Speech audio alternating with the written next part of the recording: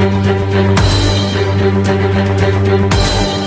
Maluku, pemuda-pemuda yang berasal dari pemuda yang berasal dari Suwe ora jamu godhong turi. Suwe ora ketemu temu pisan tanjur aksi. Itulah salah satu lagu atau tembang Jawa yang dilantunkan untuk menyambut kedatangan Ketua CCPKI DN Aidit saat turun ke bawah untuk acara temu kader di basis-basis massa PKI yang ada di Jawa Tengah atau Jawa Timur. Aidit datang untuk menyemangati para anggota PKI, terkhusus anggota BTI, untuk terus bersemangat mengadakan aksi-aksi sepihak guna mendukung pelaksanaan Undang-Undang Perjanjian Bagi Hasil dan Undang-Undang Pokok Agraria tahun 1960 yang sering dikenal dengan sebutan Land Reform atau Reforma Agraria. Jika kita menilik undang-undang yang disahkan pada 24 September 1960 oleh Presiden Soekarno itu, secara teori memanglah baik.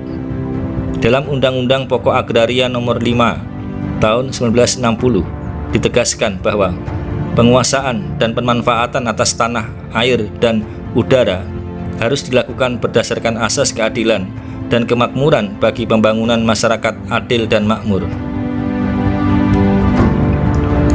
Dengan berslogan tanah untuk rakyat, namun ternyata dalam praktek pelaksanaannya slogan itu seperti berubah menjadi tanah untuk PKI.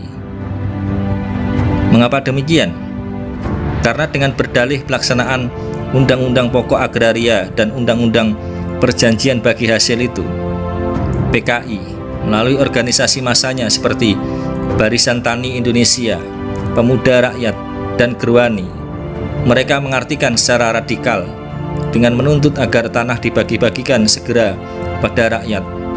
Karenanya, hal itu seringkali menjadi pemantik konflik tanah lahan di berbagai tempat. Surat kabar Merdeka menyebutkan aksi sepihak yang dilakukan oleh Barisan Tani Indonesia Ormas PKI tersebut adalah sebuah pemberontakan dan kontra revolusi. Ditambahkan, harusnya BTI tak perlu melakukan aksi sepihak dalam mendapatkan tanahnya, tetapi tunduk kepada mekanisme aturan yang ada.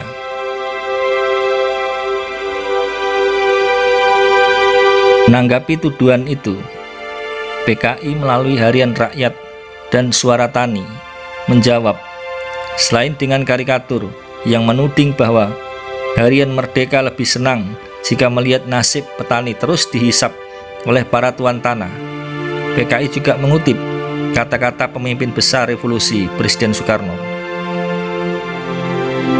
Jangan mengira bahwa land reform yang tidak kita laksanakan itu adalah komunis.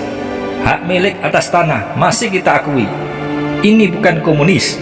Karena itu, hadapilah persoalan land reform secara zaklik objektif sebagai soal keharusan mutlak dalam melaksanakan amanat penderitaan rakyat dan revolusi. Dan jangan dihadapi dengan komunistofobi. Pernyataan Presiden Soekarno sekaligus menjadi dukungan yang besar bagi massa PKI untuk terus memperhebat aksi-aksi sepihaknya. Dalam rapat umum sidang ketiga Dewan Nasional Pemuda Rakyat pada 15 Juni 1964, Ketua PKI DN Aidit menjelaskan mengenai munculnya aksi sepihak para tani dikarenakan Undang-Undang Pokok Agraria dan Undang-Undang Perjanjian Bagi Hasil tidak dilaksanakan dengan sungguh-sungguh. Dan aksi sepihak pun makin memanas setelah Aidit menyerukan aksi pengganyangan pada setan kota dan setan desa. Bahkan kemudian setan desa telah dijabarkan menjadi 7, yaitu tuan tanah jahat, lintah darat, pengijon, tengkulak jahat, bandit desa, pejabat korup, dan kapitalis birokrat. Sementara melalui media Harian Rakyat, Nyoto yang juga Ketua Departemen Agitasi dan Propaganda PKI menyebutkan setan desa yaitu tuan tanah jahat yang memiliki tanah luas namun dibiarkan tidak digarap. Karenanya, baik dengan izin atau tidak, massa PKI berhak dan seringkali mulai mengolah secara bersama-sama. Akibatnya, para kaum tani, terutama aktivis BTI, berhadapan dengan aparat negara yang menjaga tanah perkebunan dan hutan milik negara. Selain itu, di antara para tuan tanah yang memiliki tanah luas di desa yang juga menjadi sasaran PKI adalah para kiai dan haji pemilik pesantren. Mereka juga disebut telah melakukan penghisapan terhadap kaum tani. Dampaknya, tentu saja masyarakat desa dilanda keresahan. Di Jawa Timur, aksi sepihak massa PKI tersebut mendapat pertentangan keras dari organisasi pemuda Ansor Nahdlatul Ulama. Aksi-aksi sepihak yang tidak jarang berujung maut akibat bentrokan massa, baik dengan aparat atau massa non-komunis, secara teratur dilancarkan oleh PKI di mana-mana.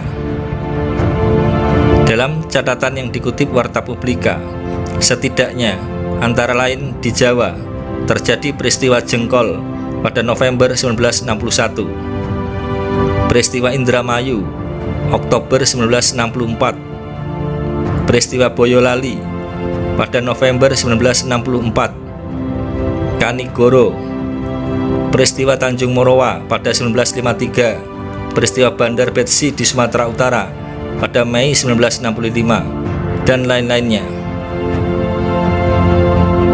Itulah sekelumit kisah tentang situasi sebelum terjadinya peristiwa Gerakan 30 September. Sekian, terima kasih.